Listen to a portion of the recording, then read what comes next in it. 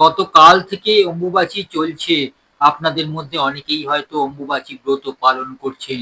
আজ আমি বলবো সেই অম্বুবাচীর কথা। বছরের একটি নির্দিষ্ট সময়ে ব্রহ্মপুত্র নদীর জল লাল হয়ে যায়। নীলাচল পর্বতে অবস্থিত কামরূপ কামাখ্যায় মায়ের মন্দির 3 দিনের জন্য বন্ধ থাকে। অম্বুবাচী শব্দের অর্থটি বলি। অম্বু কথার অর্থ হলো জল আর বাচী শব্দের অর্থ হলো প্রকাশ। চারিদিকে বর্ষার আগমন ঘটেছে, মাঠঘাট শস্য শ্যামলা, আর এই সময়ই কোথায় যেন হয়ে উঠেছে দেবী শক্তি নারী শক্তিতে রূপান্তরিত হয়েছে কামাখ্যা মন্দিরে। কিন্তু মানবাকৃতি কোনো দেবী মূর্তি নেই। গর্ভগৃহে একটি প্রাকৃতিক পাথরের ফাটল বা গুহা সদৃশ অংশ রয়েছে, যা দেবী কামাখ্যার যোনিতত্ত্বের প্রতীক হিসাবে পূজিত হয়। অর্থাৎ দেবী এখানে পূজিত হচ্ছেন স্বয়ংসম্ভু শিলারূপে। বর্তমানে যে মন্দিরটিতে আপনারা যান সেটি স্থাপিত হয়েছিল ১৬০০ শতকে। ১৬০০ শতকে নরনারায়ণ দেব এবং চিলারাই এই মন্দিরটি স্থাপিত করেছেন। অবশ্য এই পরিবারের সঙ্গে জড়িয়ে আছে কিছু অভিশপ্ত ইতিহাস, সেটি না হয় অন্যদিন বলবো। অম্বুবাচী প্রথম কবে থেকে শুরু হয়েছিল তার কোনো সঠিক ঐতিহাসিক তত্ত্ব আমাদের জানা নেই। বলা হয় এর বহু পূর্বে, অর্থাৎ মন্দির স্থাপিত হওয়ার বহু পূর্ব থেকেই এখানে অম্বুবাচী পালিত হয়ে আসছিল।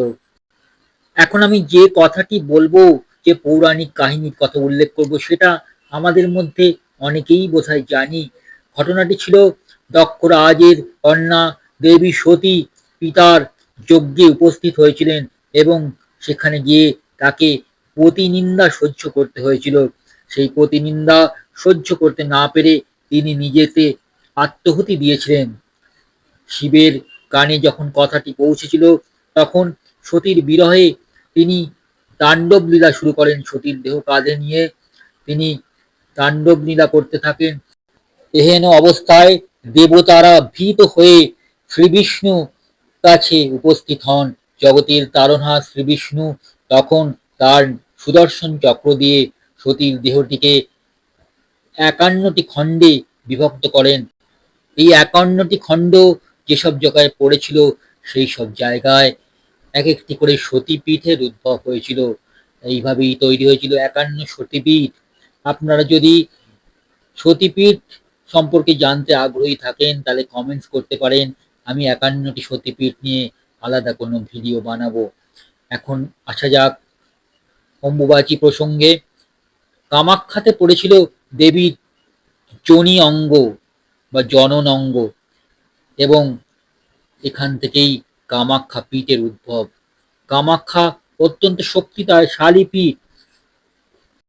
সাধকদের কাছে এই অম্বুবাচীর সময়কালকে শক্তি সাধনার অতি উত্তম সময় বলে বিবেচিত হয়।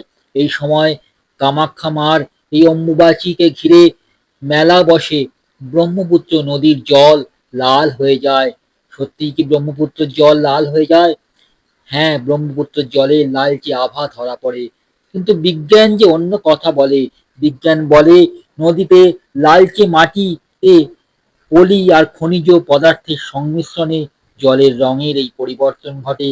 কিন্তু বিজ্ঞান যাই বলুক, আমার মতো ব্যক্তিরা বিশ্বাস করে এটি মায়েরই চমৎকার।